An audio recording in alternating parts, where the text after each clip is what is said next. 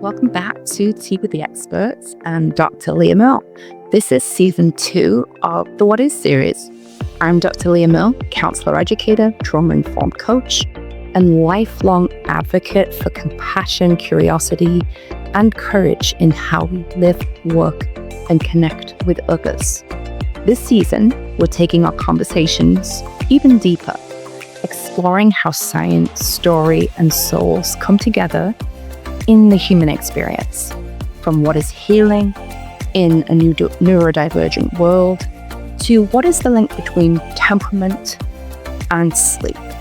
We'll also be diving into what is burnout recovery, what is ethical AI and mental health, what is collective healing, because healing, after all, is never one-dimensional. What is trauma-informed leadership? What is culturally competent and responsive care? Each episode uncovers the human side of helping, where empathy meets evidence. My goal, as always, is to create a space for nuance, honest dialogue, and kind conversations that you can sit with on your own, individually, or with others over a cup of tea, whether you're a clinician, a parent, a coach, or simply somebody on a journey of growth. You'll find insight, empathy, and perhaps a little inspiration in each episode. So settle in, pour yourself something warm, and join me for season 2 of Tea with the Experts and Dr. Leah Merle, where we keep asking the questions that matter most. Bye for now. Welcome back to the What Is series on Tea with the Experts and Dr. Leah Merle. I'm your host, Dr. Leah Merle. And in this season, we're diving even deeper, which I can't wait for, into the conversations that challenge the way we think about health, wellness, parenting, raising kiddos, human development across the lifespan. And today I am so excited. This is very much a full circle moment for me. And we are going to tackle one of the most universal yet misunderstood topics, I believe, in family life: sleep. And most specifically, what is the link between temperament and sleep in infancy, but as well as childhood, all the way up across the lifespan. My guest today, Macall Gordon, MA, is a researcher, a speaker, and an author who's spent over 30 years studying the science and the myths behind sleep training advice across the world, US, England, all the way across the world globally. And with a master's in applied psychology from Antioch University and a BS in human biology from Stanford, Macall has become a leading voice challenging the dominance of behaviorism in sleep training.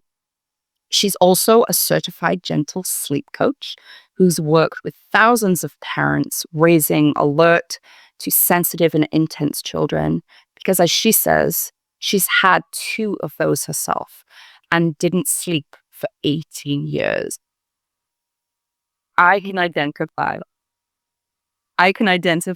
with that. Macall's work has been featured through the Maven Clinic and her platform, which is Little Live Wires and Why Won't You Sleep? Today, we're exploring that intersection of temperament research and the reality of what it's like for parents, and why it's really time to rethink how we talk about sleep, the science, and also self-compassion in parenting. So Macall Gordon, welcome to the show. Thank you so much. Thank you. This is full circle. I love it. It really, really is. And so just so my audience members know, that Macall was my very, very first research instructor or research professor way back in the day now, as we've said, at Antioch University in Seattle. I know. And now we're both in totally different places, scattered across the globe. It's great. It really is. And then I've done some trainings with you about gentle sleep coaching as well. And I've worked with neurodivergent individuals across the lifespan. So this has really, I'm a mom as well. And I have kids, neurodivergent kids, as well as working with neurodivergent folks. So really, this is really, really important work. So thank you again so much for being here. Oh my gosh, I can't wait to talk about it. Ah, it's huge. So It's huge. Yeah. it is really huge. And so let's kind of dive into that first question. I mean, Macall, you have spent decades, I know this, researching the link between temperament and sleep. So the first question that I have is like, what was the draw for you? What first drew you into this field? And then what have you discovered about that real world gap between research and then what parents are told? Wow. Those are huge questions because there's so much to say. So I got into it because I had one of these children, Yeah. never slept, ever, ever. She came into the world like this with her little eyes in the hospital, newborn baby, like that. And I remember thinking, that's not normal, is it? Are newborns supposed to do that? And no, they're not really. She just was on. You could just tell her brain and everything was just on. She just wanted to be in the world and interacting with the world. And it didn't take a lot to completely set her off. And sleep was always a massive, it was hard to get her to nap. It was hard to get her to go to sleep and stay asleep. And all the stuff I was reading kind of was so simplistic. Oh, you just have to just do this and it'll work. And it's like I do one of those things and it would completely blow up in my face. And of course, the response there is, why do I stink at this? Right? It wasn't like, this information's not not suiting me or not working for me. The information's wrong. No, parents go, no, what am I doing wrong? Why is this not working for me? Mhm. We were even doing kind of the whole attachment parenting thing. We were co-sleeping and nursing on demand and holding her and doing all that stuff. And even Dr. Sears at the time said, oh, if you do all this stuff, it'll just be so much better. And it was probably better than the alternative, but it wasn't good. And we went and had an appointment with him when my daughter was 5 months old. His office was near my parents' house in Southern California, and we had an appointment. We basically went in the office, and we were like, so, like, what have you got for us? Because this is not working. And he was at that moment writing his fussy baby book because he had had 4 or 5 mellow children, and his last one was an alert, intense Yeah. child, and they found out that their methods didn't work with her the same way. So if you ever look at the Fussy Baby book, a lot of the anecdotes in there are me because I wrote for the book. But even that wasn't helpful because it was just emerging at the time. Mm. So the more I learned about how information just doesn't fit some kids. Yeah. And then I went to Antioch and dove in even more. And the more I've worked and the more people I've talked to, the more I find out that this is a very consistent experience across individuals. We all are saying the same things. And the sad part is every parent who has one of these kids seems to be the only one in their little group. Right? They all feel alone. They all feel like, I think I'm the only one struggling. Oh. And there's a lot of them. There's a lot of them. And that's so isolating as a parent to feel like you're the only one. Like, oh my gosh, what am I doing wrong? What is it that I'm not doing right? Right. Right. 100%. All of them feel that way. What am I doing wrong? And none of my friends have kids like this. I hear it every day. People go, my friend has a child 3 weeks younger and he's sleeping through the night. What's the matter with what am I not doing? And it's like, parents don't get the message that babies are wired differently. And when you talk about the gap between the books and parents, the books are writing about generic baby A, who's generally pretty mellow and even keeled. Anybody outside the middle of that bell curve they're not talking about those kids. But they don't say that. So that's where neurodivergence, temperament, any kind of physical issue, disability, none of that is on the table in parenting books. They don't say, hey, this might not work for you. And if it doesn't, here's some things to look at. They all just say, this works, this works, this works. So parents don't get the message that it actually doesn't work for a lot of people. Yeah. And that's the piece. It's the individualizing, of course, because every parent is different and every child is different. And so one method doesn't always work, for one person, especially with behavior, with sleep. Yeah. Yeah. No, absolutely. It's not only needing to be individualized, but the idea that there's diversity among babies and among individuals, that there's a range of normal and there's a range of what kids can do from a regulation standpoint. Books treat it like every baby is stamped out of the same mold. Yeah. And they essentially say this will work for everyone. And if it doesn't work, you did it wrong, which is bananas. And so shaming too. Yeah. So shaming. So shaming. So shaming. But I'm, just recently, I've kind of taken even another step back and said the reason for this is because this is all rooted in behaviorism. That, theory from the 1920s that's basically behavior modification, which doesn't care about anything but behavior. It doesn't acknowledge that there's any other influence on sleep except what a baby does and what a parent does in response. That's all they care about. Which if you really, told parents or you think about it, you're like, wait, we've ditched this idea a long time ago in other areas of child rearing, right? We don't believe that there are no other influences on a child's behavior. We know there are. Yeah. But behaviorism still drives all the sleep research and all of the sleep advice in books. Look at that paradigm. That paradigm, we're starting to evolve towards this idea of co-regulation. Well, crying it out is not co-regulation. Crying it out is strict behaviorism. You ignore or you don't reinforce a behavior and it will go away. That's the driving idea behind all of sleep training research and the advice. There's a few things that all the sleep books say. Sleep problems are common and have these horrid outcomes. We could talk a whole day about the correlational versus causal, right?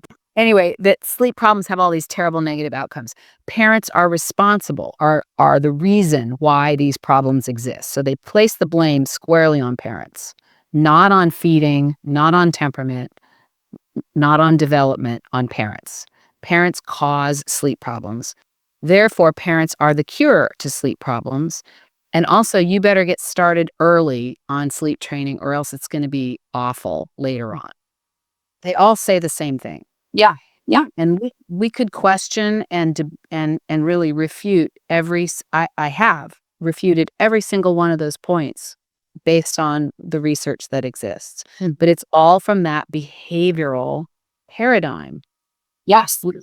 Like I said, leaves out individual differences. It just ignores it. It just doesn't count it at all. So you've called yourself a recovering behaviorist, right? No, I didn't. Did you not? No, it wasn't me. That was It was somebody else. I never. That's why I'm also so interested, or I got into sleep, is because with my kids, there was only one idea: cry it out. Yeah. And if you didn't want to do cry it out, then the alternative was co-sleeping, but also co-sleeping wasn't necessarily creating a lot of sleep for me. So I was really stuck. There was no other alternative. I had nothing else. I just had to I say cry it out or gut it out. I just had to that's powerful. survive. It was horrible. I was a zombie most days. Yeah. I was a zombie, and probably on many days not a great person for my kids. Well, you're just so tired. Exhausted. Yeah. It's bone tired, right? Yeah. And also it's an inescapable thing, right? You can't escape it. You just have to get through the night. So I can't recommend that either to parents. I'm like, you can't just suffer through it because it's really damaging.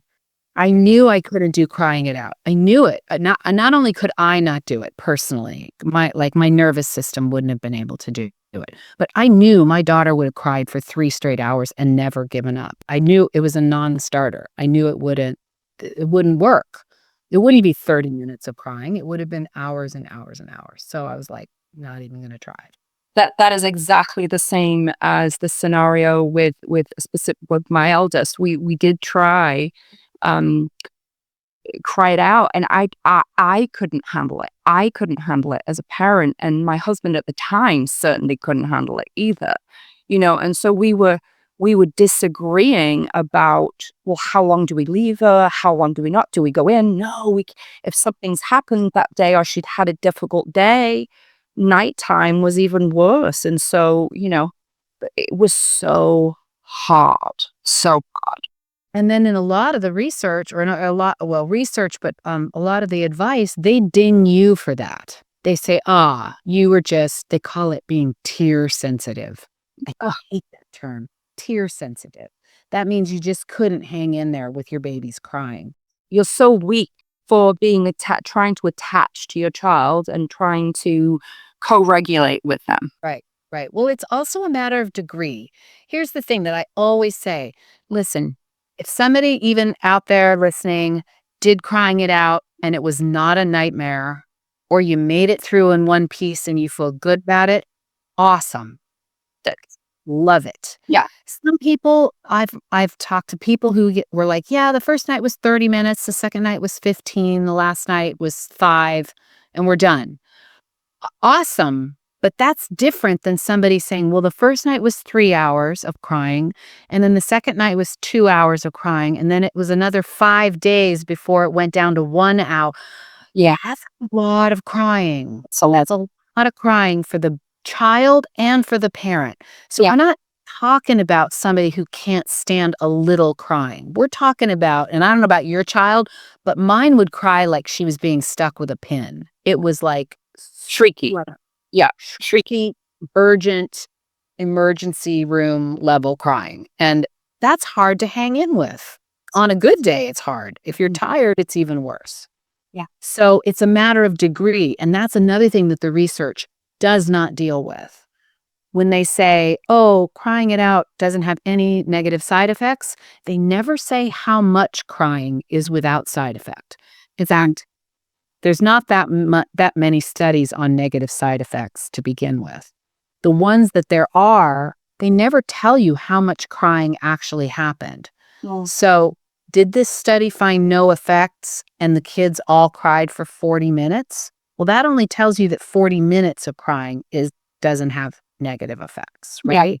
Yeah. We don't know anything about that. We don't know, hey, an hour of crying at 4 months old is too much, right? We don't know that. They've never asked that question. Yeah. And that's the other piece, that then not necessarily asking the questions, right? The right questions. And so throughout your research, I think it maybe was in an email when we were emailing back and forward, Macall, you'd said that behaviorism has a stranglehold on the field of sleep training. Is that correct? Have I got that right? No, absolutely correct. Yeah. It's where it started was with strict behaviorism. Like when you read the stuff, it's all about reinforcement and contingencies and all the behavioral language. Then that ball just got rolling. And that's, in class, we talked about the business of research. Yes. Researchers would much rather hop on a topic that's already going than start something new. And the bigger the body of research, the more they want to hop on to that existing body of research. But the problem with that is the behaviorist ball got rolling and never stopped. And now it's called behavioral sleep medicine. There are diagnoses of problems. There's one called limit setting disorder. And they're not talking about the baby, right? That's a disorder that a parent can't set limits at bedtime about. It's crazy. So pathological, right? I mean, just the pathology in that is insane to me. Yeah, one of them is sleep onset association disorder, meaning that a child needs to be rocked or nursed to sleep. Now that's a disorder. So it got rolling with the behaviorists, and then there gets to be a body of research. Then you start having meta-analyses and lit reviews on the research. Then you have more reviews and practice recommendations for pediatricians. And then you have hierarchies of evidence where you have the evidence-based practice. Yeah. And then it becomes ensconced in the world of research, and it almost becomes unimpeachable, right? Because it's like, well, there's this huge body of research. It's like, but they've all asked the same questions, and no one has asked any different questions. They're just asking the same question over and over again. Yeah. Then it got pulled into the medical community, and now it's in the zone of pediatrics. So now it's become, it's been vetted and like embraced by the medical community, and now it looks like a medical issue. In fact, I presented a while ago at an infant mental health conference, and at that conference there were so many presentations on feeding and nursing relationships. There were 3 on sleep. It was like it wasn't even, I mean, it may have changed now, but it wasn't even on their radar as one topic because it's considered medical. But the whole medical paradigm leaves all of these people out that you and I have been talking about. They are all left out of that conversation completely. And that's such a deficit, and we could probably talk all day, Macall, you and I, regarding, what's right and wrong with research and what we would do differently. But that, I definitely feel like that potentially would be digressing away from what we're talking about today. But it is an impact. And I wonder, just as an individual who does a lot of work with the neurodivergent population and folks, high need children, let's say, I mean, how is this research and how is this work kind of your understanding of temperament? Because you understand temperament. So how's that reshaped the way you think about labeled difficult children or how children? Yeah, high need. It's all those kids are under a similar umbrella, right? High need, highly sensitive, neurodivergent. It's all a similar group. Yeah. Because in the book, I talk about the difference between parents of a mellower child and parents of a more alert, sensitive kid. And I said, look, the path to sleep for the parents of a mellow kid is relatively flat and clear. A child is able to know that they're tired, feel sleepy. With a little encouragement, you get them to like turn from the waking world and go to sleep. It's a pretty straightforward path.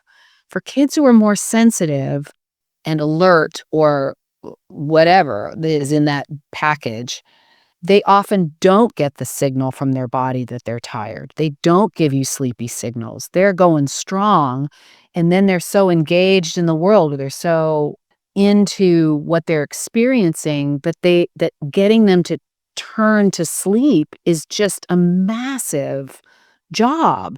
And then to get them to stay asleep because they can't buffer anything out. A kid who's a good sleeper can buffer stuff out. They just ignore it. It just doesn't bother them. I talk about the difference between people on an overnight flight. I always see people who, like, the flight takes off, they put their head back, they cross their arms, and they're like snoring. They're asleep. I have never slept on a plane in my entire life. Blanket, footrest, Benadryl, eye mask, the whole thing. I've never been able to fall asleep on an airplane. There's just too much that I can't buffer it out. That's exactly the difference we're talking about. It's a great analogy, Macall. Oh my gosh. People who are light sleepers cannot buffer things out. Everything bothers them. I talk about like the draft that's hitting my feet and people slamming the bathroom door and somebody talking 3 rows behind me. I can't do it. And kids are like that too. So they need it. They have a harder path to sleep. And so parents are kind of like, well, why is this so hard? That's why it's so hard. Yes. Yes. You're navigating a much more difficult path with these kids. Yeah. And then you need a lot more help, usually powering down, staying asleep. They just need a lot more help. So it's not parents' imagination, right? Yeah.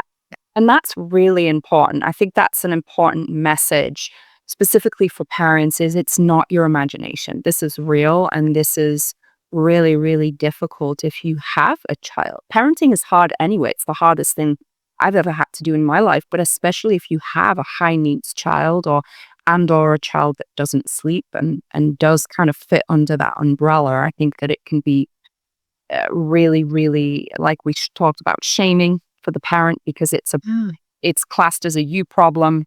You're not doing this right. You're not doing that right. You're not doing this right. Well, there's the people who have easy kids often will think that it's because of something they've done, Mhm. right? Mm. Oh, if you just use this method, it worked great for my kid, not understanding that that other parent may have already tried that and a million other things. Yeah. And that's just made them feel even worse because that means that their friend or whoever it is doesn't understand their experience at all. Yeah. And also thinks that they just haven't tried that simple little step that would solve everything. It's like that, it's a constant journey of feeling like, what? I'm just not on the same planet as other parents. Mm. And that's kind of true. You're not, but it's not because you're doing it wrong. Right. You're just on it. You have a different kiddo. Yeah. A different kiddo and attunement is important, but also what you're talking about is temperament. And I mean, obviously, this book is a huge, huge book for you. And then you are kind of designing a talk that's going to be hopefully huge as well. We won't say the name of it, but there's a big stage out there, Macall, that you're going to be lighting up that stage. So, tell me about the book. Tell me about the book and this, and you're talking a lot about the work that you're doing. You've been doing this for decades, but tell me about the book. What do people need to know about this book?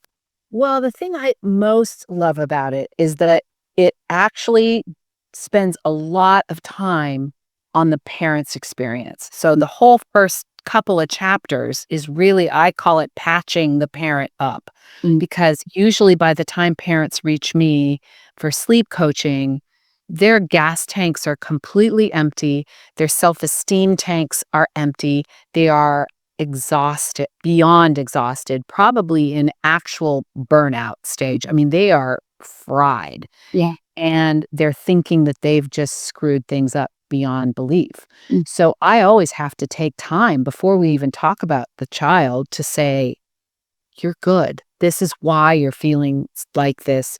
This is why it's been so hard. So a lot of parenting books, I think, just tell you what to do to the child. But the thing I'm most proud of is this really helps hold the parent and help the parent understand how they got here and why it's been so hard, and really set them up to be able to navigate this themselves. The book is like, look, I'm going to kind of give you a rubric for how to do the rest of this yourself, because you don't need me. You can do this. This isn't rocket science. And once you understand what you're working with, you'll be able to figure it out yourself. Yeah. But I love the bit about the parents, because really parenting a kid like this is its own little hero's journey. I'm sure you felt it too, right? It's like it takes stamina. It takes a lot of blind faith, I think. Just a lot of faith that what you're doing is going to pay off or what you're doing is working. Yeah. And you have to withstand, like we talked about, all of that negative messaging that's coming from the world. Yeah.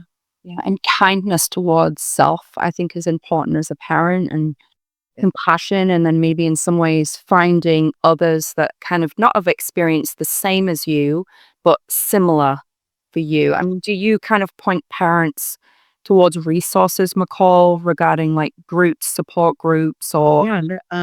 So I am in two really big Facebook groups. One is called the Fussy Baby Site, though it is for, babies with colic and stuff, but it ends up being for more alert, spirited, sensitive kids up to about 3. And then there's also another one called the Spirited Child Support, and that's supposed to be for kids up to about 7. There's a couple other groups out there. There's groups for highly sensitive children. There's groups for Mary Sheedy Kurchinka, who wrote the original book, Raising Your Spirited Child. She has a big group.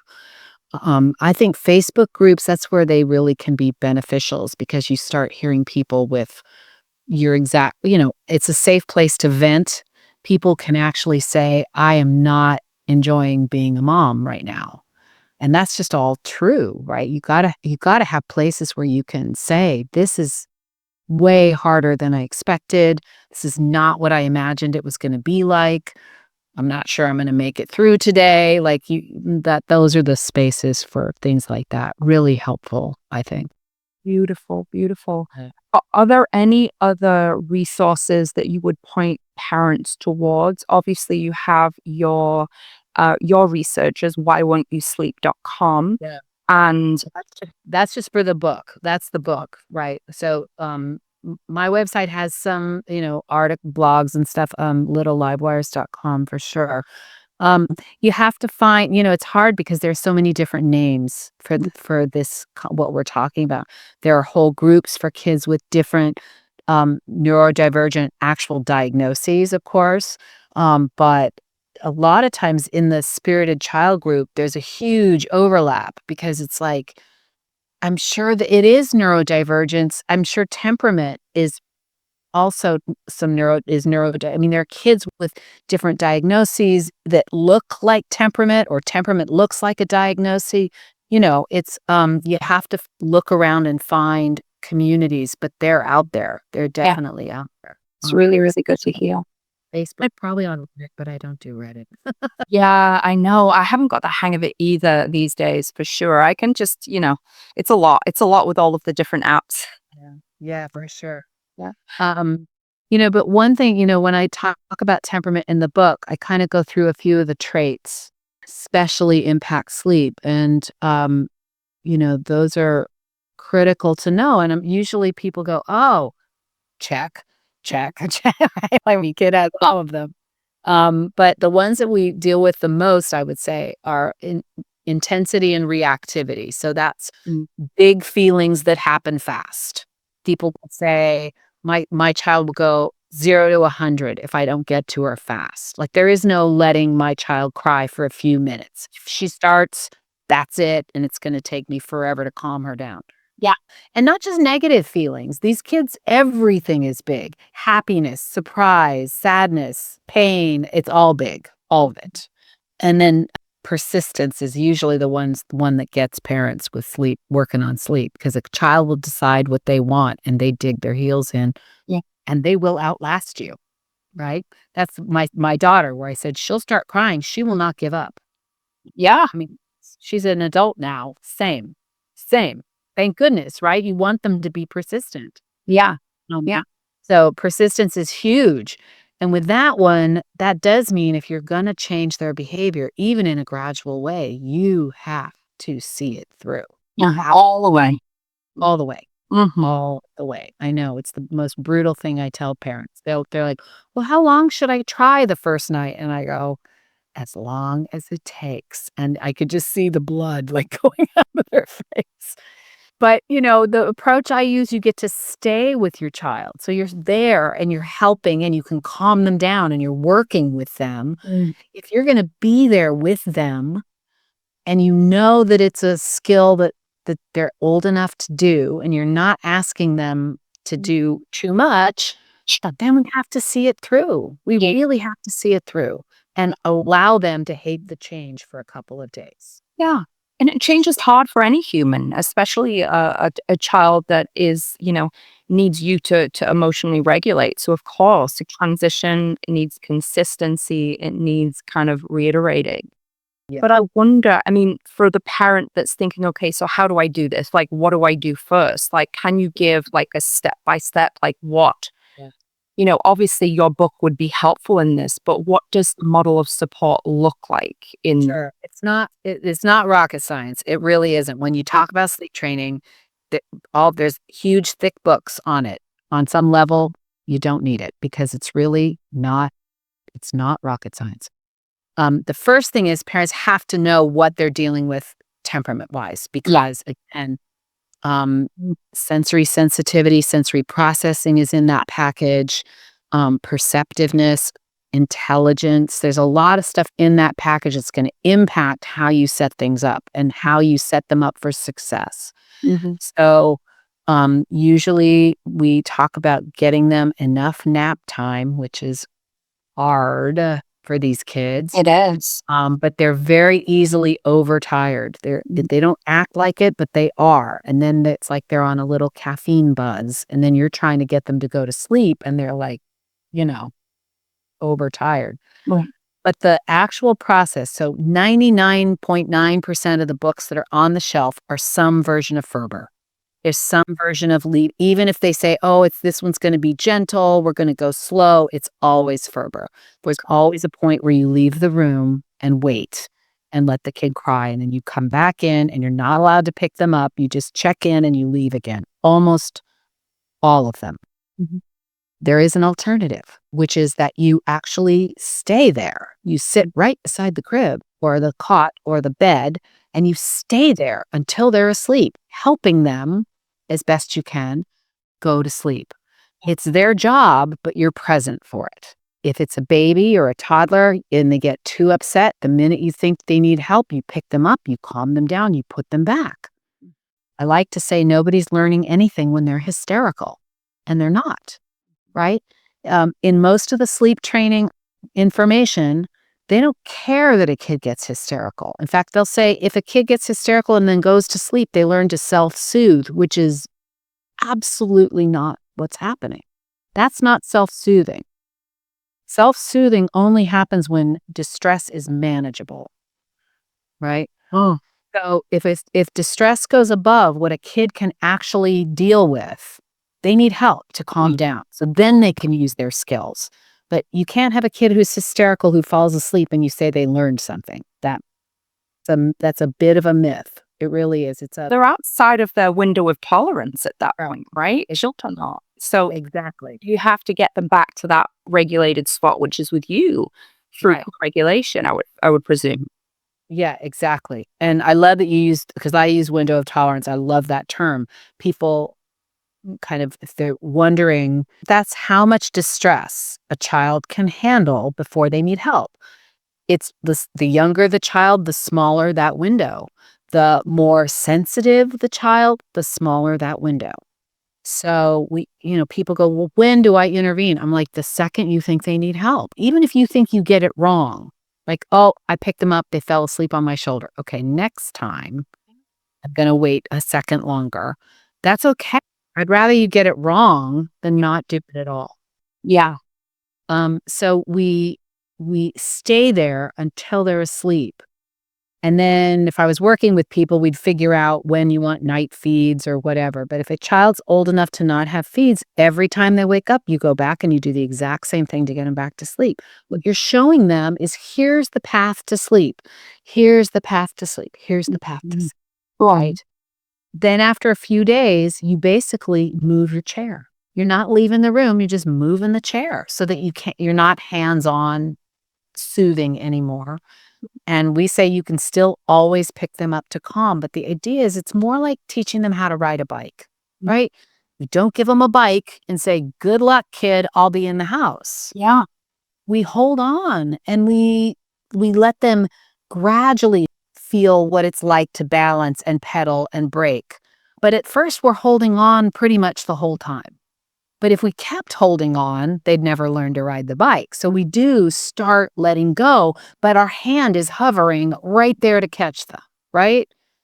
And the better they get, the more we let go until they're off and running. So it's exactly that idea. You're just moving the chair until you're outside the room. And this works beautifully for toddlers and up, for those like 2.5, 3-year-olds, kids in a bed, beautifully. Wow. Leaving the room drives them right up a tree. So don't leave the room. Sit right there. But you are going to have to get out of the room at some point. I have parents of 3-year-olds who are sleep. Either somebody's in there full time at night because the kid doesn't want them to leave, or they're stuck in there for hours at bedtime because the child just doesn't want them to leave. And they think their only options are stay or go. But it's your only option. Stay, and then start getting them gradually to tolerate you being farther and farther away in a gradual way.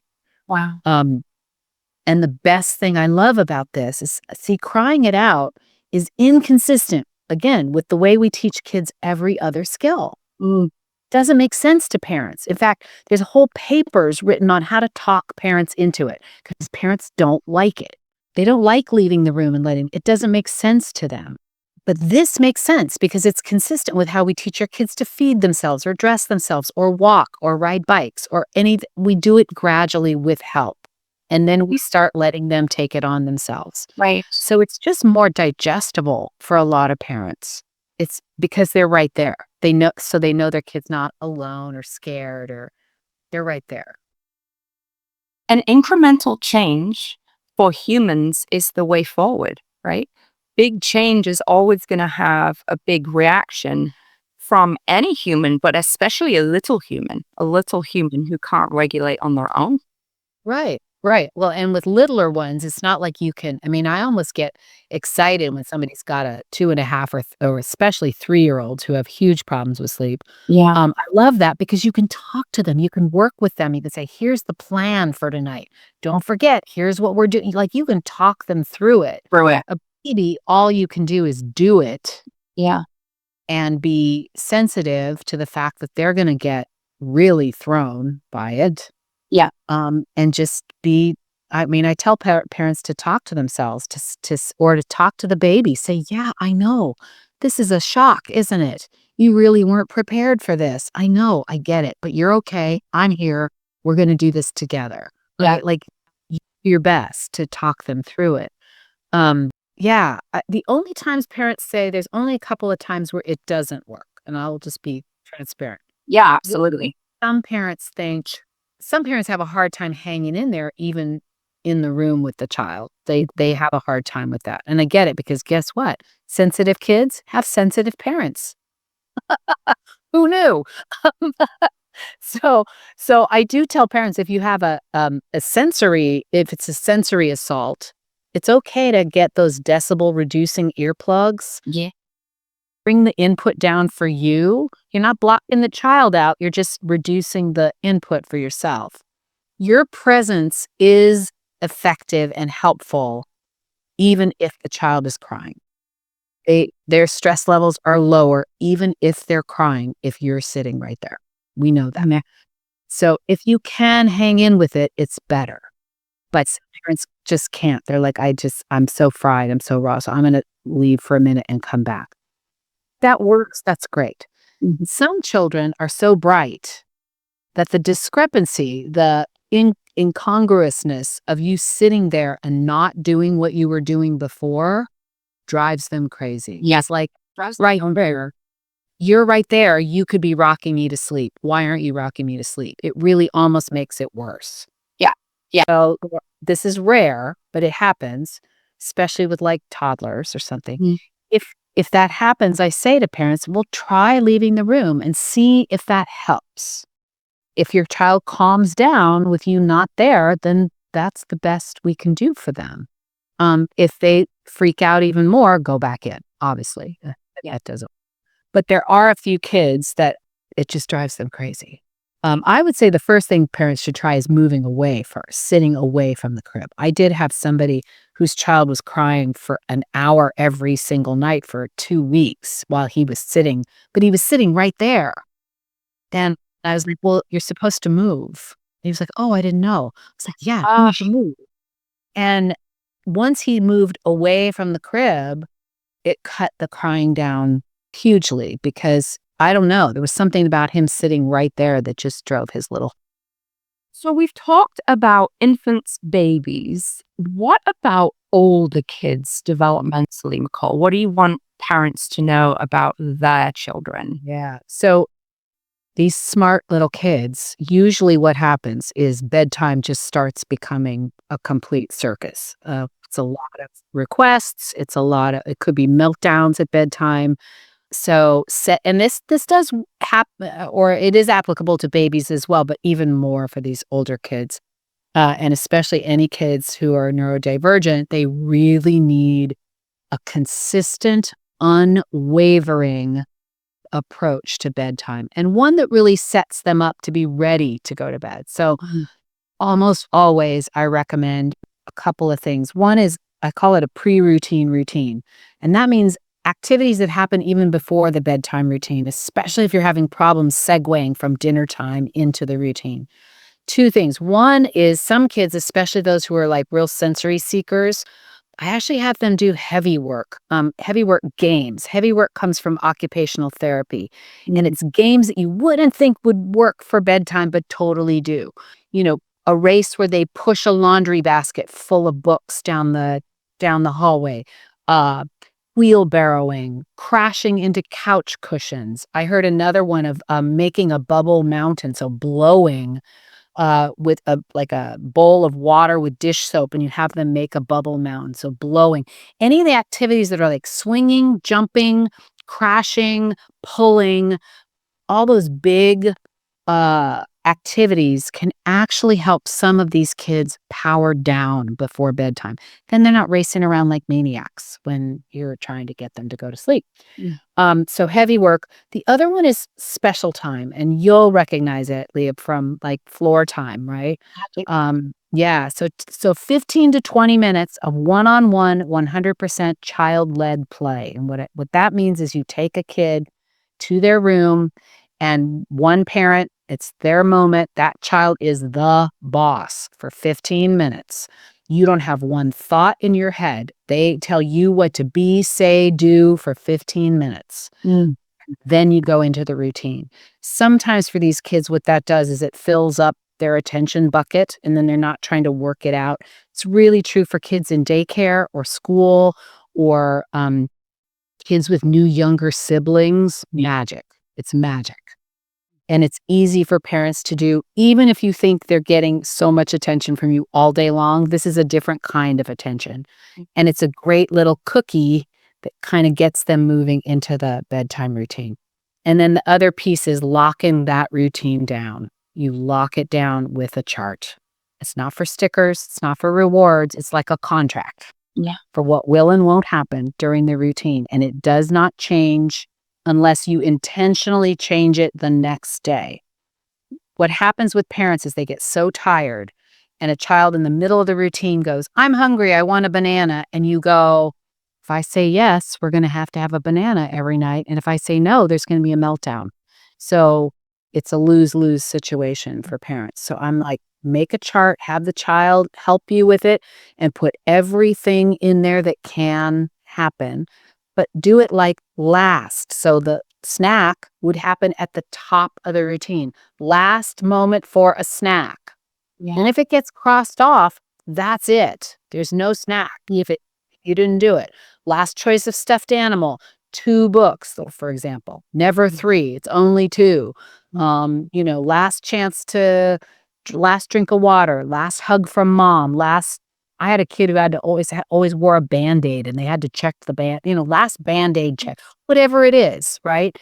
You write it in there if it's okay with you, and then there's no curveballs. Nothing can happen that's not on the chart. And you go over it and over it and over it. And anything, for example, that changes, let's pretend this is great for neurodivergent kids who hate surprises. Capital H. You say all of a sudden, "Oh, I'm going to sit in the chair instead of laying down with you." Forget it. You're done. Like, that's it. So I say rehearse any changes during the day. So let's pretend you've been lying with your child to get them to go to sleep. And I really say you should start either sitting up on the bed or sitting in a chair beside the bed. Don't just do that at bedtime. You say, "Hey, we're going to change something at bedtime. Let me show you what that's going to feel like." Okay, you get in bed, you pretend to be asleep. I'm going to sit right here, and I'm going to help you, or I'm going to whatever it is until you're asleep. See how that works? And you just let them get it in their body ahead of time. Yeah. Or I have kids who are running into their parents' room and waking them up in the middle of the night. I'm like, okay, let's say you're going to have a mattress on the floor. Help them practice coming into your room quietly and just getting on the bed. Rehearse it. Have it be a game so that then when bedtime comes, it's not a big shock and you're not throwing them for a loop.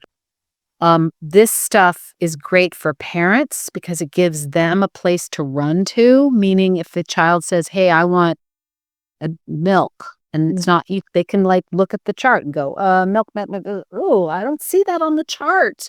Oh, dumb chart. Blame the chart." You can also put the child in charge of the chart. Like, do it with pictures, print it out, put it on a clipboard. Let the kid be the boss of the clipboard. Like, there's ways of doing this that allow you to be the decider, but also gives them some agency.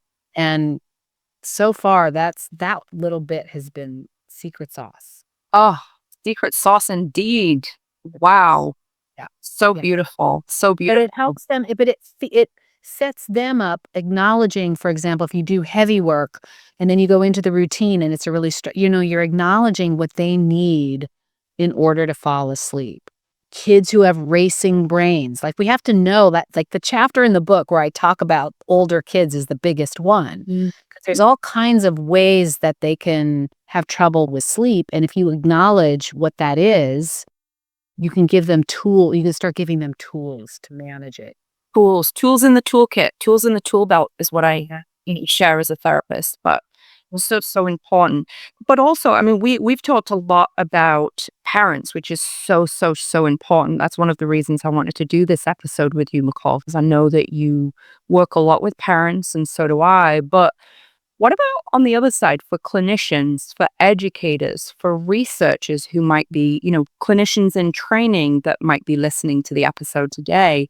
What do you wish more professionals understood about that complexity of sleep and temperament? Yeah, it's such a good question. I think it's more that they have to understand what the parent brings to the office. Mm. You cannot just assume that they've missed some simple step. Assume that they've tried everything there is to try. Also know that they are completely out of energy and also probably completely out of self-esteem, self-confidence in their ability to parent. You got to know they are more tired than anybody you've probably ever worked with, because having a child that doesn't fit the mold is its own marathon of parenting. It's really hard. And I would encourage them to patch the parent up first before they launch into, here's what we have to do with your kid, because they already have a real sense of failure. Like everything they've tried hasn't worked. So they need to be built up in order to better understand what to do next. And then also I just say clinicians have to know that temperament is everything. You cannot just slap an intervention on that works for a bunch of other kids because it might not be appropriate or work for these folks.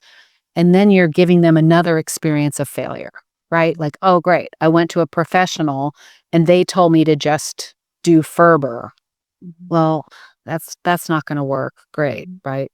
Then you've really damaged your relationship because they don't feel like you understand what they're actually going through. Yeah.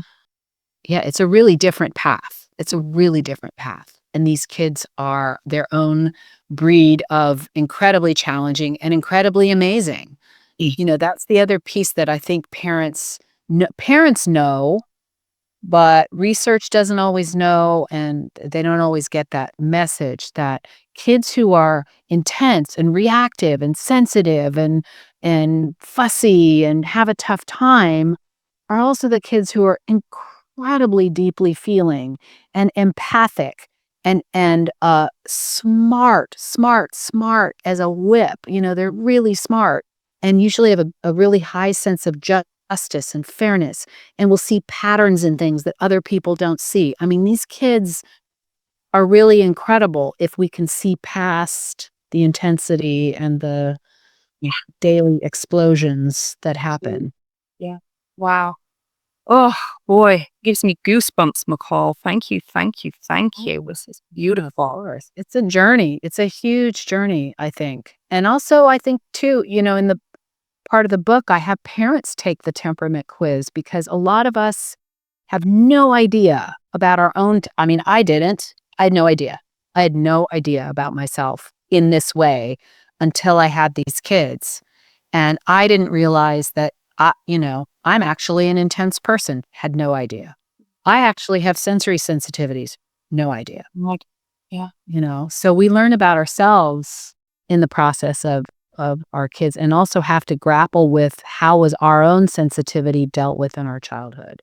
agreed. Agreed. So it's Yeah, a lot.